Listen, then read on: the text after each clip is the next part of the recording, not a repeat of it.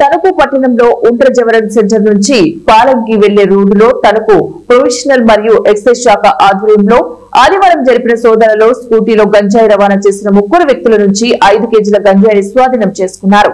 వీరందరూ స్థానిక పైడిపరు మరియు మండపక్క గ్రామానికి చెందిన యువకులుగా గుర్తించడం జరిగింది. వీరిలో ప్రధాన నిందితుడు పోలవరపు శివకుమార్ పరారీలో ఉన్నారు.